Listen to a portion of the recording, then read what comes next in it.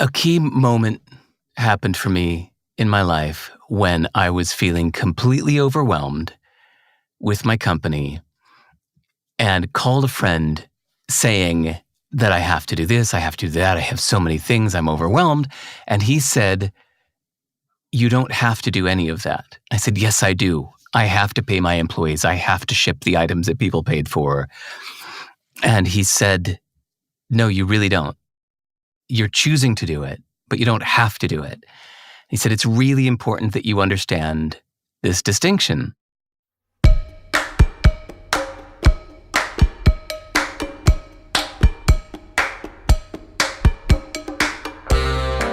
Have you ever felt trapped by your own success? You know, when you're caught in a cycle where the very things you've built now seem to control you instead of the other way around? Well, you're not alone. Today's conversation with Derek Sivers explores what it means to truly choose your path rather than simply react to life's demands. Derek's a fascinating explorer who's journeyed from musician to the founder of CD Baby to author, thinker, and very intentional father. And as you've just heard, Derek shares a pivotal moment in our conversation where he realised that what felt like obligations were actually choices, and this shift in perspective changed everything for him, eventually leading him to redesign his life around what truly matters. In our conversation, we dive into the power of slow thinking in a reactive world, the courage to create your own path where everyone else is following the crowd, and why Derek believes that living away from the constant noise of the Zeitgeist is actually a competitive advantage.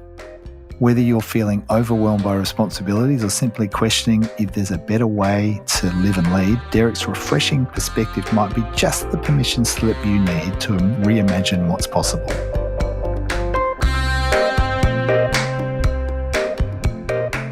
Hi, I'm Digby Scott, and this is Dig Deeper, a podcast where I have conversations with depth that'll change the way you lead. And just a little note, we're diving right into this conversation midstream. For context, I've just asked Derek for his advice about how to break out of being in an orbit where you feel stuck. Here's his response. Move. Sorry, it's blunt, but I love moving. You do? I love moving every time I have a breakup. I just want to get out of there and go somewhere new, just look forward, not back. I love moving just to shake things up. The world is our home, and the place you currently are is like one room in your house. And if somebody spent all of their time in the kitchen and just never even went to the study, you'd say, well, why don't you go over there for a bit? Why don't you go out to the deck? It's a different point of view. You don't always have to stand here in the kitchen. I feel that way with living around the world. Why aren't you living in Africa? It's huge. It's wonderful. There's such a different point of view to be had. Why aren't you living in the Nordics somewhere? Go get to know your home. I really want to keep moving for the rest of my life, to constantly shift my point of view, like getting to know the different rooms of my house. And it's interesting, right? Because you're building a new house right now. You haven't moved in yet, though, right? No, almost. So that's coming, right? And for most people, that would be like, I'm building my dream home. And then I reckon the addition to that sentence is, and this is where I'll be for a long, long time. And I'm reading that's not the case for you. No, we'll see how long I stay there. But I might just keep it as a backup retreat. My kid really loves it. I've got 10 hectares of forest with a creek running through it. My kid is just in love with it. There's a wild boar in that forest that he's tracking. He wants to have that place for the rest of his life. So I'm very likely to put it into his name when he's 18 or something. Oh, that's awesome. There's another interesting aspect, though, about New Zealand is every now and then a rich friend is surprised that I spend no money on things, cars or items in the home that impress guests. And I have to explain that here in Wellington, and particularly for me, I don't have guests. If I were to get a Lamborghini, nobody would see it because I don't really drive very much. And if I had a mansion, nobody would see it because it's just me here. And so there's nobody to impress. I've made a lovely private life for myself here where I just spend all my time with my kid and we're out in nature and all of my friends are spread around the world. And I'm really glad that I'm not living somewhere like Dubai or Manhattan where I might be tempted subconsciously to impress other people if I was being super social. Yeah. I might think I should have a nice home to have people over to, or when I do have people over, I should have nice things to present them to, or a nice view out my window so that they can be impressed. But instead, there's just nobody to impress here. So with no audience, you don't perform. That's fascinating, isn't it? The whole driver in what you're saying seems to be what other people think. And you're Right. like, I don't care about that. That doesn't matter Well, to me. there aren't any people. Yeah. In my life. I know some people have super social lives that are in the same place I'm in and they try to impress people. But in my life, my physical in-person life, there is no audience. It's wonderful. It's interesting, right? So where I live, I've got an incredible view out over the water and it's a stunning spot. And I've been here about 3 years, coming out of a marriage breakup and having, in New Zealand, there's this great term in Māori, turanga waiwai, which I interpret to mean your place to stand where you can just, right, this is me and it nourishes me. And it's done all of those things, right? It serves me so well. Yesterday, my partner and I found a different place that we're going to rent for, well, at least a year. And it's miles from here. It doesn't have a view, but it has all these other amazing things. And it's in a very different part of Wellington. And I'm in this sort of in-between space of really wanting to do that and create a new chapter. And at the same time, loving this place and decided not to sell it, going to rent it out and rent this other place and see how it all goes, right? And I'm noticing this tension between the old and the new and this sort of how do I transition well? And I think this question, how do I transition well, is relevant in so many contexts, not just moving home or physical location. How do you think about that? Because what I observe, and from a distance, Derek, is that it seems to be quite a quick decision and you move. But I suspect that's not the case. I don't know. How do you think about transition? Well, sorry, I'm going back to the thing you were talking about 10 seconds before that last question. Cool. There's a movie called Big Fish starring Ewan McGregor. It's a man at the end of his life, like kind of in his deathbed, telling his story of his incredible, fantastical life. And he starts in a little town in the middle of nowhere in Mississippi. And he goes out on his big adventure. He decides, I'm going to go see the world. And the very first place he stumbles across, he goes through this dark forest and accidentally comes out in paradise. And suddenly at the very beginning of his journey, he's in the most beautiful town ever where everybody's wonderful and everybody's sweet and everybody's happy and dancing and they love him and he loves them and the weather's always perfect and everything's lovely. And everybody's saying, come stay. We all love it here. It's the best place in the whole world. Come on, you have to stay. He's tempted at first, but after sleeping there a night or two, he said, I'm sorry, but I've got to go have my adventure. He said, I'd be the luckiest man on earth if I end up here, but I can't stop now. And I love that. So he goes back out into the world, leaves paradise to have his amazing adventure. And I think at the very end of the movie, he does end up back in that little place. And so that's how I feel whenever I find someplace really nice, like you're describing. If I love it so much, I'm like, oh my God, I love this place. I just feel great here. I could live here for the rest of my life. Then I think, I got to go have my adventure. That is awesome. It's funny because you've named what I feel. When I go back to Western Australia, which is pretty frequently, a lot of the people there will say, oh, when are you coming back to live? And I go, I don't know if I ever will. When I moved here, which is a little after you, actually about 17 years ago now, I didn't want to come here. My wife's a Kiwi and she was like keen to come here and come back and connect with her roots. And I love Western Australia. But then I got my head around it, but yeah. And I remember going to see a counselor just to get my head around moving so I wouldn't feel resentful. And I remember saying to her, New Zealand, it's the end of the earth, it's purgatory, all this stuff. And she's like, what? How are you thinking that way? What is that about? You're talking like it's a one-way alley that you'll never be able to reverse out of, right? And she said, what about if you thought about like a chapter of the book of your life that you get to pick up the pen and you write it? And that's the go have your adventure spirit, right? And that changed everything for me. And I'm finding myself channeling that with this house move now. It's like, yeah, what's the next adventure, right? Keep moving forward. And it reminds me a bit of the idea of money, right? Money is something that isn't designed just to sit stagnantly. Money is useful when it's in motion. And it's a bit like us, I think. We want to be in motion and we want to be adventuring, if that's our values. But I think there's something that I reckon about it's the living the adventure, choosing what's next as opposed to holding on to what you have. Does that make sense?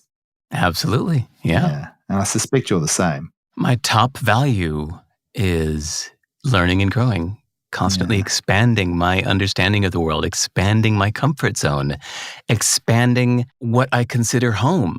Ideally, what I'm shooting for is I want every corner of the world to feel like home. Every part. I want to feel at home in Saudi Arabia. I want to feel at home in Tanzania. In each of these places, I want to have friends. I want to have comfort and a feeling of, this is my place. I love it here. That's what I'm shooting for.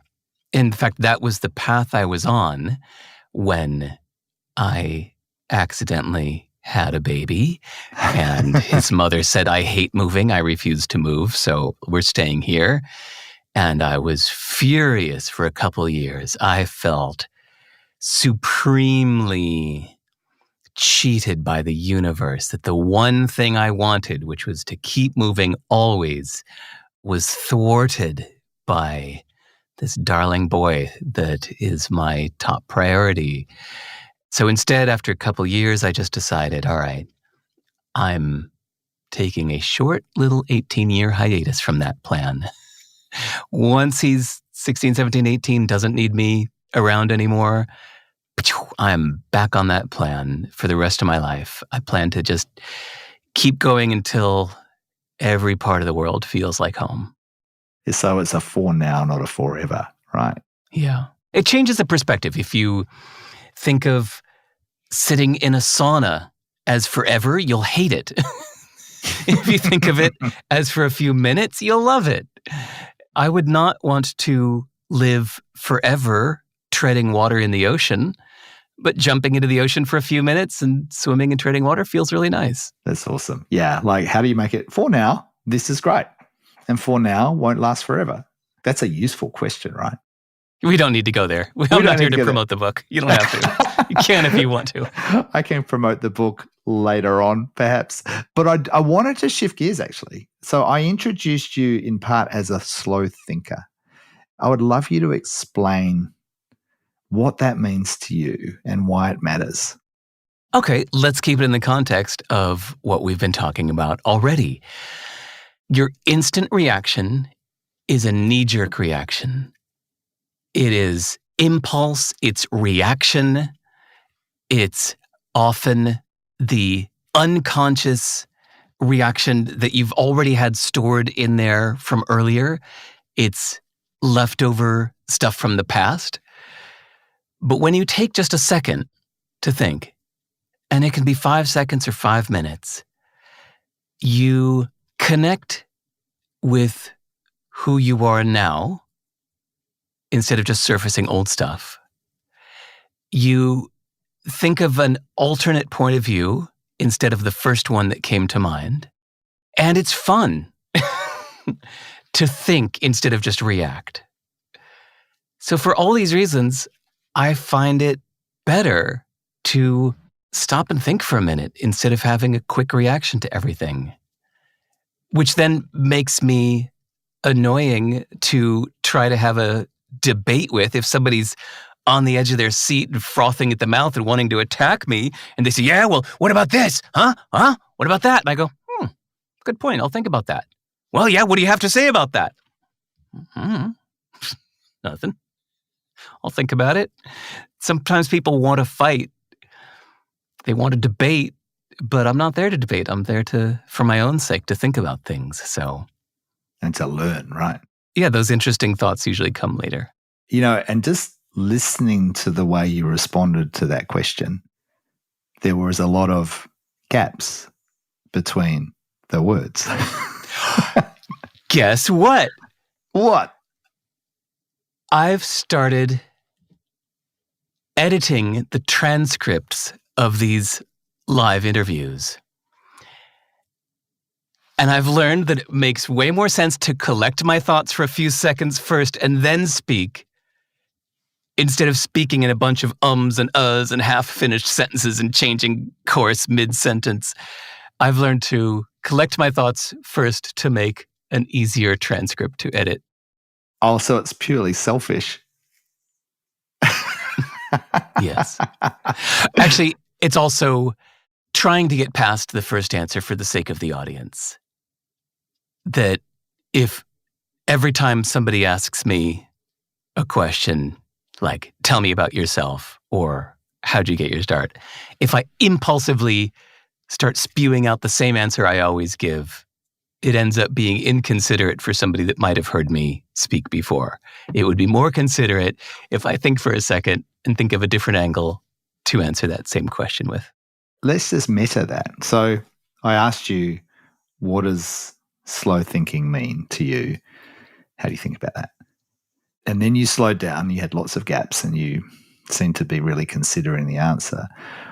What out of your answer was the freshest or maybe the newest, given that that's the point, to slow down and actually just not just have the rote answer? The considerate part. The part that ultimately I'm doing this for the entertainment of the audience. Let's just sit with that for a minute. That's beautiful. I write a lot about this idea I call unhurried productivity. And it's kind of like Cal Newport put that book out, Slow Productivity, a year or two ago. I've been thinking about it for a while before that came out. And this idea of, well, there's two words there, right? Unhurried and productivity. And I think productivity is a loaded term. But this idea of the benefits of unhurried, because what I see is productivity being equated with being hurried and being busy and being rushed. And that's how we produce more, because we just cram more into an hour or a day or a year, or whatever. So when I say unhurried productivity as an idea, what comes up for you? Probably more effective, because you're giving yourself time to ask whether this is worth doing. Whereas if you're just quickly reacting to everything, you're just doing it, let me just clear off my plate, then you're often not stopping to ask if this is worth doing at all. Whereas if you're saying unhurried, by definition, you're taking time to think if this is worth doing. That's a huge one. So many people are busy doing things that they shouldn't bother doing at all. They could just say no to all of it. So I've noticed our conversation has got more spaces in it just in this last 5 minutes. We're deliberately making a choice to slow down. What thoughts have you got about how you do that? Anyone can do that. Make that choice to be responsive rather than reactive, I suppose. What's the practical there? A key moment happened for me in my life when I was feeling completely overwhelmed with my company and called a friend saying that I have to do this, I have to do that, I have so many things, I'm overwhelmed. And he said, you don't have to do any of that. I said, yes, I do. I have to pay my employees. I have to ship the items that people paid for. And he said, no, you really don't. You're choosing to do it, but you don't have to do it. He said, it's really important that you understand this distinction. You could right now just get up and walk away. And I said, no, I can't. I'm the owner of the company. He said, it doesn't matter. You can still just walk away. Right now, you could hang up the phone with me, change your phone number, go to Hawaii, go fishing and never come back. They said eventually courts and whatnot would work themselves out and they'd take some money out of your account to pay the people that sued you for it. And it's done. But you don't have to do any of this. You're choosing to do it. You really need to understand this. That hit me in a really profound way 17 years ago. And that's why I sold my company. I realized I was not enjoying it, that I could just walk away. And it came up again last week when I was feeling really overwhelmed with work, even though it's all just self-created stuff. And I was calling a friend to complain about feeling overwhelmed again. And my sweet friend, she's a brilliant author from Lithuania, Romania, said, "No, you don't have to do any of that, Derek. Why are you acting like you have to do this stuff? You could just choose not to." I went, "Oh, right. Thank you. I needed that reminder." So I think all of us can remember when you're feeling overwhelmed with whatever it is, cleaning the kitchen, doing the tasks you're paid to do. You don't have to do it. You could just say, "I'm not doing this. I'm handing this to somebody else, or I'm going to let this go undone and see who complains. Maybe nobody cares." It's a nice reminder that no matter what it is, no matter what your job or your life situation, you don't have to do it. There's always a choice. Yeah. Reminds me of the Viktor Frankl quote, from Man's Search for Meaning, that we've always come back to the choice that we have to respond to anything. It's an interesting one that with this house move, right? My partner texted me this morning saying, "So should we move it on this date?" And I'm like, it's like a month away. I'm like, oh my God. And then I did exactly that. I said, well, we could choose that, or we could choose a different one. Or maybe we could do an and rather than an or, like we could actually have a whole 3 weeks to move in sort of thing, right? And as soon as I remembered to respond, not react, and go, what choices have we actually got? And then I remember that, man, it's all invented. We just make all this shit up. Yeah. And I love working with leaders where they're like, it's all about we have to do this and this is the way we do things and we've done it all this way all the time. Then I love to go, so how much of that's immutable versus invented, And that's a lovely circuit breaker question. So what's unchangeable and will forever be this way, and what's invented? My new book called Useful Not True, I think, is perhaps too subtle because to me, this point was so profound. What you were saying, that boss saying, this is how it has to be. Useful Not True is about pointing out that basically nothing people say is true if you define true as the only possible answer. If it's not the only possible answer, well, then it's not true. It's just one way of looking at it. Yeah. So when the boss says it has to be this way and it has to be done by then and this is how we're going to do it, I think, well, that's not true. Not that it's necessarily false, but it's not the only answer. You have to open up your mind to other possibilities, that this is not the only one.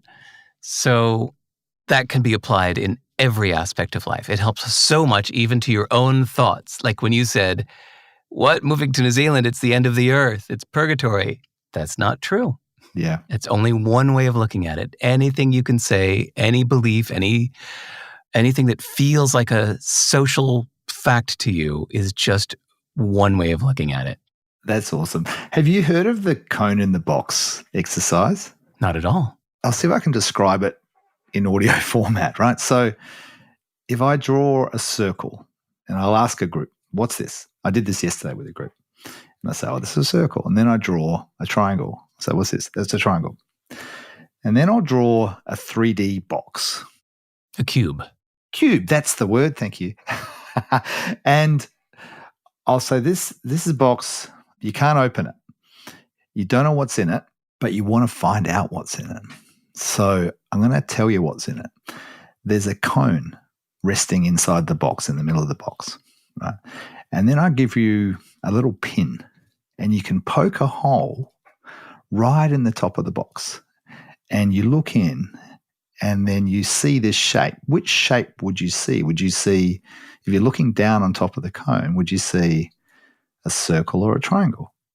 And most people would say, well, I see a circle, something circular. And then I put a little hole in the side of the box, the cube. So what shape would you see then? Say, well, it's something triangular. Right? And then I'll say, well, which one's right? And then it's like, well, that's the wrong question. Nice. And it's a lovely way into a conversation about what you're talking about. It's not true. It's just your view. So useful, not true to me, incredibly powerful set of ideas around that.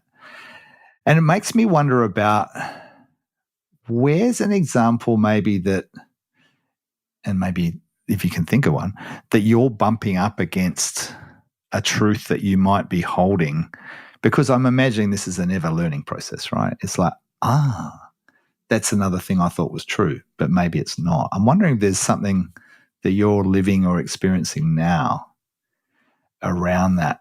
Here's one for me to challenge. Actually, I thought it was a triangle, but it's more nuanced than that. I don't have any good answers right now. To me, it's constant, everyday, even little tiny things like there was a certain way I was programming my database functions, and I've been doing it that way for 12 years, and it's worked really well for me. And for the first time, just a few days ago, I looked at it with fresh eyes and went, oh my God, I don't have to do it that way. In this way I've been doing it for 12 years, there's a whole chunk of unused cruft there. I was custom crafting error messages to be returned from my PostgreSQL database functions. And I'd put how many hundreds of hours into making these functions with these custom error messages. And then I went and looked at the rest of my code to see, have I ever once in 12 years used one of those error messages? And realized, no, I had never used one. So, wow, this changes everything. So you do have a good answer. Well, I mean, that was just like my nerdy programming answer. I don't know if anybody else can relate to that, but I just mean, that was just a little one. That was Wednesday's answer. And then Thursday's answer was something else. And Friday's answer would be something around parenting. And Saturday it would be something around eating. Sunday it would be something around exercise. Like I feel like almost every day I'm looking at the way I live my life and saying, well, how else could it be? And I think that's it, right? It's the question like that. So your question about have I ever used this block of code or whatever, or how else could it be? Knowing to ask the question is the trick, right? Right. And I think I'm inspired that you seem to be able to do that for yourself. And you've also had your Lithuanian friend and your old boss as people. How do you... Wait, right before you ask the question, I just thought of one more funny example. I'll go. I'm really embarrassed to tell you, if you were to come over to my house right now, you would see a disgusting jungle. A year ago, I started asking myself why I'm mowing the lawn. For who? I asked my kid, do you prefer the lawn mowed or jungle? He said, I like it when it gets long and jungly. I said, so do I. Then who am I mowing this for? So I stopped.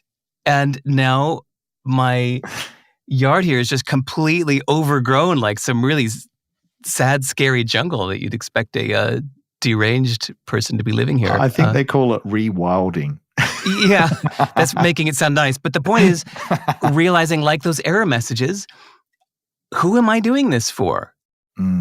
There's nobody I'm trying to impress. I don't have guests over. When I meet up with friends locally, we always go out to meet up on the beach or in the hills or whatever. And I don't have people over, and I don't feel like mowing the lawn, so I stopped. That's a beautiful example. I think we could, who am I doing this for? How is there another way, or how could be there another way?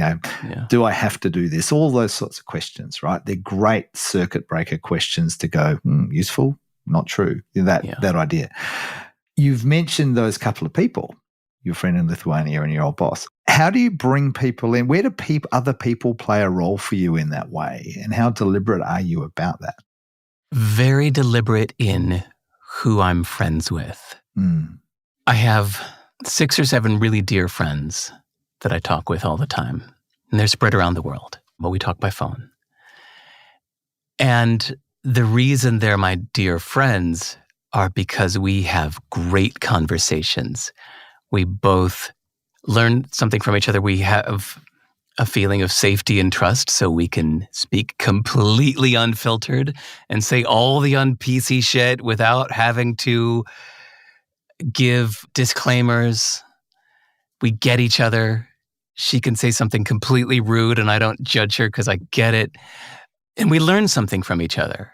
Somebody stays in my inner circle by continuing to surprise me. I'm holding my breath. I'll stop there.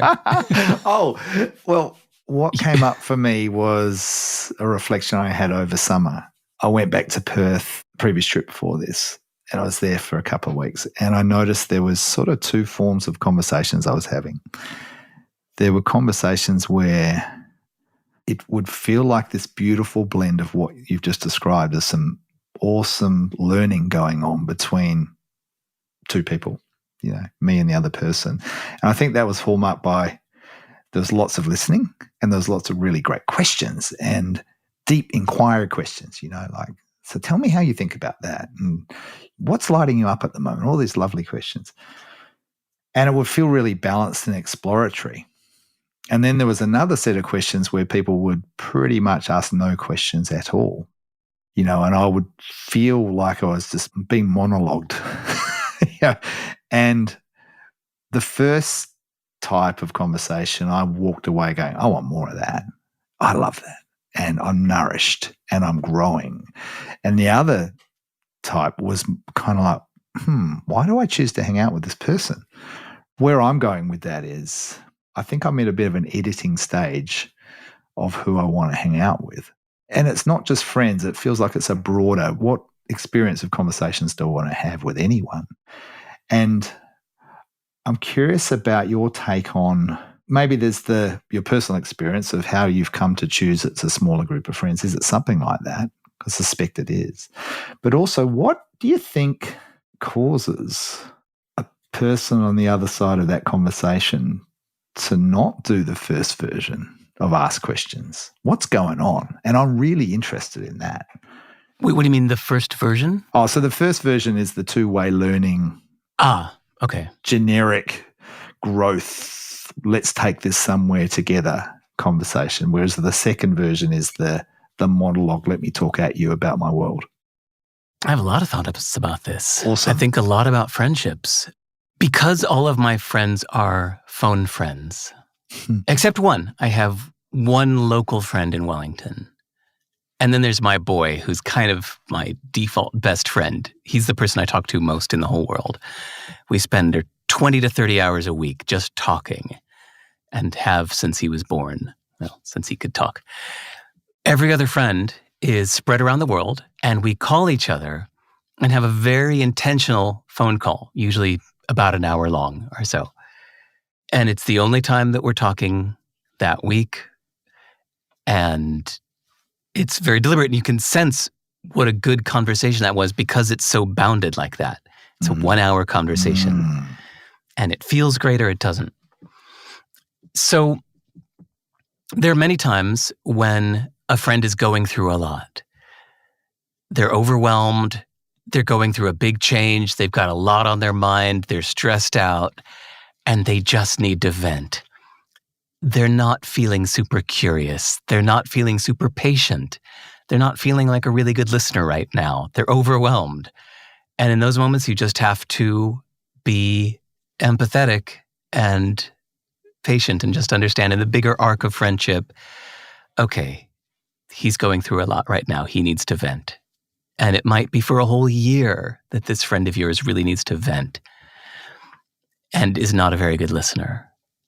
And then you just have to ask yourself, is this a permanent situation? Have we created a permanent rut here where my friend is never more going to listen ever again? Or am I just being a really good listener for my friend who's going through a lot right now? Yeah, one of my best friends, mom just died suddenly, totally unexpected, otherwise perfect health. They were super, super close and used to talk like 4 times a day. It was one of those kinds of relationships where they just ping, talk to each other all the time, all the day. And then mom was out scuba diving felt a little lightheaded, ploop, just instantly dropped dead at the age of 60. So unexpected. And my friend has been absolutely devastated by this, of course. And we've been talking almost an hour a day for months now, with me mostly just listening. And that's because she's not feeling super curious about learning new things right now. It's just processing. And I've been in the same position when I went through a breakup a couple years ago. I was a hard friend to tolerate. I just needed to vent and share and commiserate and hear a friendly voice acknowledge my side of things. It was some hard times. So this back and forth that is the ideal can happen if you're both in a good place. You're both open. You've got your lives pretty okay managed, and you're able to ask questions and listen to the answers. So it's almost like a hygiene state, right? There's a lot of empathy in the way you answered that, and it's really helped me think about, maybe I'm being a bit too selfish right around, what do I need in a conversation? Because sometimes giving someone an ear is the best gift, and giving is a powerful way of feeling good too, right? And ideally, long term, it gets reciprocated. Yeah. There are years when you're the needy one and years when they are the needy one. Yeah. That's awesome. And I love your time-bounded hour a week. I had that with, there's 3 of us every Friday at 11 a.m. The other 2 were in Melbourne. One's now moved to the UK. And it's a lot harder now that he's in the UK with time difference. Yeah. And I miss it because we had it for a couple of years, and that's now we're doing more one-on-one. But the 3-way of us was absolutely brilliant because we all gave each other roughly 15 to 20 minutes of time for us to be the one that was in the center of the conversation. And that word reciprocal, I think, is key. And having friends that can be that for you is gold. I also wonder in the day-to-day hubbub of, working life, I notice a lot of broadcasts as opposed to dialogue. There's a lot of, here's my view. You need to hear this.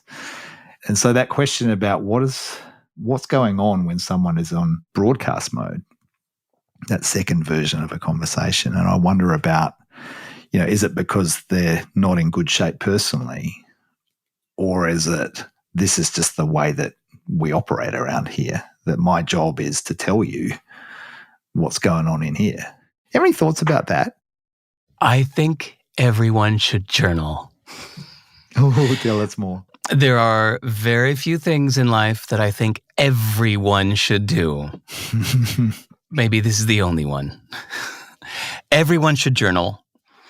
Ideally every day, not just when you're feeling stressed and in need of a diary to cry into, but to just write down what you did today, what's on your mind, how you're feeling. It's sending messages to your future self that you can look back on to see what's ever changing, what stays constant in your life, to look back at times in your life, not through the lens of forgetting over time, but the word from the actual moment when you were in that time in your life. It's so useful for so many ways that I will try to talk about more later on my website. It's worth me figuring out how to express this more. But for the situation that you just described, somebody that just wants to go blah, blah, blah, blah, blah, blah, blah, blah, blah, and have everybody listen to them, I think that person should have done that in their journal first, that they have a need to get their thoughts out of their brain, and they're using you as their journal when they should use their journal as a journal, get all of their thoughts out of their brain, and then think about what needs to be said to others. It links right back to the slow thinking, doesn't it? It's the slowing down your brain, processing before sharing, really is what you're saying. What's your way of doing that? Do you have like a daily hour or a half hour, or how does it work? By the way, sometimes maybe because I've been looking at transcripts of interviews, I feel like saying for the record, I don't have a designated hour that my friends and I do. It just turns out to be about that way. We call each other while eating a meal or while running an errand or while driving from one place to another. And usually after about an hour or so, it's like, well, gotta go. Gotta go. Back to work, back to life. Thanks for calling. And it's not some set scheduled thing. It's just when my friend has a minute, we call. Okay, so same thing with journaling. There's not a set schedule. Sometimes I wake up and journal right away because I've already got a bunch of things on my mind I want to get out. Sometimes it's in the middle of the day. If something just happened, I just had a really profound conversation or a huge insight. Oh my God, I'm going to turn to my diary right away and start trying to capture this, record it for my future self. Usually it's at the end of the day, right before bed, when I'm winding down, about to turn off the computer, I've shut off all the devices and things. I will spend 15 minutes, 30 minutes just saying what I did today. It's all for the benefit of me, my future self to look back at. That was the big inspiration. At the age of 42, I wished that I would have had a daily journal I could have looked back at to know what I was doing in my 20s. I have a few memories, but was I happy? Was I elated? Was I terrified? I don't really remember. I just have a few little snippets of memories. Damn, that would be precious to have a daily diary from my adventurous 20s. And well, I wish I would have had that, but the second best time to plant a tree is now. So at the age of 42, I started keeping a daily journal and I never miss a day. And it has been so useful to help me look back at times in my life that were different than the current times. How often, or what's the trigger for you to look back when you go, I'm going to open this and just flick through it? Yeah. It's rarely just a random walk. It's usually a specific question about how was I feeling at that time in my life? When I met my ex, did we click right away? I don't remember. I think we did. And then I'll read my diary and find out that no, we didn't. It was really difficult at the beginning. It took a long time. I will look back at a time I took a trip 8 years ago. Was I happy on that trip? Should I take a trip like that again? That was a pretty extreme thing to do. What was I thinking at that time? Oh, it's actually better than I remembered. I think it had a bad ending, so I remembered it not so well, but actually despite that last day, the rest of the trip was brilliant. I should do that again. Endings taint stories. Yes. Stories taint stories. Yes. Memories taint stories. Yeah. Looking back at your actual recount of the day's events is a much more trustable source than your poor tainted memory. And it's a way of seeing a triangle versus you might be thinking about a circle, right? And it's like, what's that perspective from 20 years ago rather than my perspective now, right? It's the same idea. I'll use your cone in the cube metaphor. The journal is the point of view of the cone itself. Yes, there you go. That's it is awesome. the cone that is journaling. No need for the pinholes to look from different directions. The cone itself has a detailed journal. That is it. That's awesome. It's interesting that you use it for that purpose because I did morning pages for a long time, and which I found had a different purpose. In fact, I think the rules or the guidelines were never look back at what you wrote down. It's not for that purpose. It was almost like a clearinghouse for your thoughts. Just get all the noise out of your head, not write nonstop for 3 pages and then shut the book and do it all again the next day. I haven't done it for a little while, but I found that process really good to set me up for the day. It was like mental clutter. What's in there? Let's just dial it down. And then what came through was, here's what matters for me now. As opposed to all of the champagne-y stuff, it was more like settling to the red wine. And very different reason. But I think if we came back to the original point of this, which was everyone should journal so they can kind of think about what they want to share, both of those can be useful, both of those processes. Yeah. I do use it 95% just for the present, like you described with morning pages. I use it just to sort out my thoughts, to get it out of the clutter of my brain into a slightly more structured format, which helps me think of it better. There's a therapeutic benefit to having to explain your jumbled thoughts to somebody else. I think a lot of the benefit of going to a shrink, or whatever you want to call it, counselor, is that you have to explain this tangled knot of thoughts in your head. You have to get it out of your mouth to somebody else. And just doing that helps it straighten out. By the way, anybody not watching on video, I'm doing that kind of action like the magicians that pull the ribbon out of their mouth. I just realized it is like that. It's like in your head, it's a tangled ball. And just trying to get the words out of your mouth turns it into a single stream that's less tangled, right? That's a great metaphor. Yes. And now, when you're in group therapy, I've never done this personally, but I've heard that when you're in group therapy, like AA type things, it has the further benefit of you've only got a few minutes. You don't have a whole hour, and this isn't all about you. There's 10 of us here.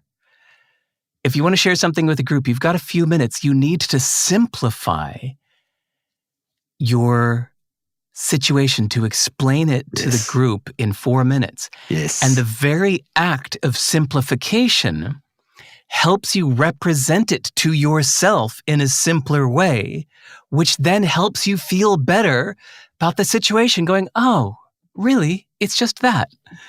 It's not a giant tangled thing.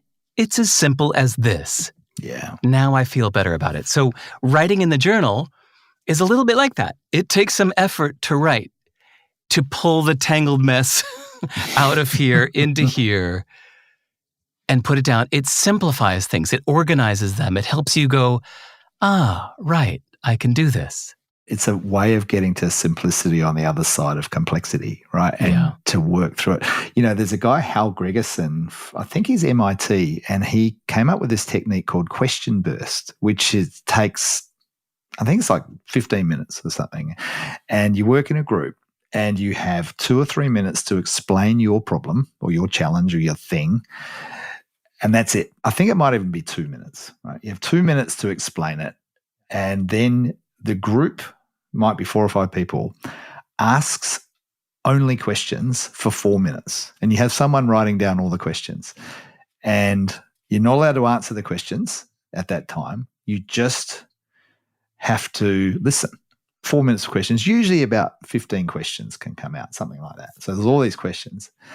And then you get to pick the one that might be most interesting to you to go down a rabbit hole on or explain or explore together. And you might spend another 5 minutes doing that. And then at the end of that, you go, where am I at now and what might I do next? And that's it.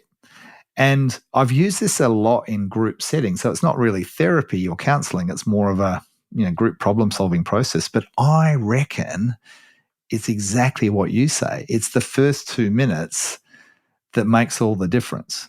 The questions can kind of give some color and maybe some possible courses of action. But it's the forcing of you to go, what am I actually trying to say? Yes. What am I actually asking? What's the real problem? What's the real question? Yeah. Try that before thinking that you need a mentor, before wishing that you had some genius mentor to tell you what to do.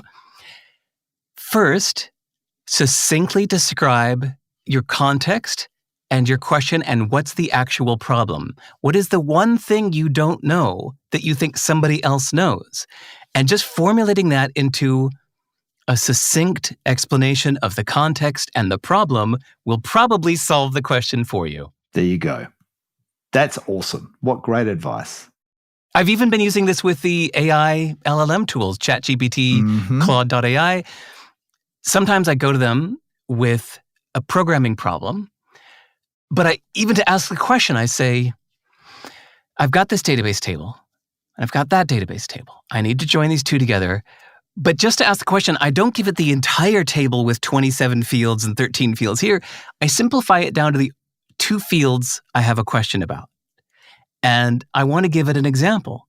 So I create a little test John Doe Main Street ABC example to ask the question of, and once I've done that, I go, oh, I see the solution now. That's always the winning approach, is to simplify the question, to define your actual question sharply, usually will help you just see the answer clearly. You don't even have to press enter. Right. I end up deleting the whole question. Never mind. Got it. Thanks for your help. Yeah. It's interesting actually because I use Claude mostly, and I find that I spend a lot of time defining my prompt because I know if it's a general broad thing, I'm just going to get wooliness back. And if I go really specific, I'll still press enter because I think maybe partly I just need some validation of what I think the answer is, but it's often, and what else, right? And so there's a learning piece to it. Yet the work, again, is in defining the prompt, defining the question, defining the request, so you can get really crisp feedback that is probably more, I'm finding more and more it's about validation. Oh, yeah, I already knew that. Thanks. Nice. Awesome. Feels like we're coming into final approach, coming into land here. So my last question is, what have you learned through this conversation or been reminded of, or maybe something that's become clearer as a result of us hanging out together for a bit? I don't know. I love our exploratory conversations. You and I have met up twice in person? Twice in person. And now this conversation. And all three times we have a little random chit-chat at the start, and then we get into the good shit. I have such good memories of sitting with you at the Te Papa Museum in central Wellington, talking about breakups and relationships and such good shit that I don't usually talk about with people. That was so fun to get into. And so today I had a lot of fun getting into these subjects of slower thinking and pointed questions and the cone in the cube. Let's do it again. I've been it's so long between drinks, metaphorically, right? And it feels like it's been this, I don't know, all of this been waiting to come out in our conversations. I love to do it more often. And I treasure this. It's such a rich exploration. And talk about, conversations that might be one way. It's felt like it's been an awesome learning conversation. And a reminder that it's good to go deep. It's good to slow down. And so thank you for making the start of my day really rich. And I hope for anyone listening, it feels like get your glass of red wine. You and that red wine. Yeah. I'm actually not a big red wine drinker, but in this conversation you are. I am. So how can people get hold of you, Derek? Oh, just go to my website. As you can tell, I do not do social media. Everybody should go to my website, sive.rs, and you should email me because that is my connection to the world. Beautiful. I really like hearing from people. So thanks, Derek. It's been awesome. Thanks, Digby. See you soon.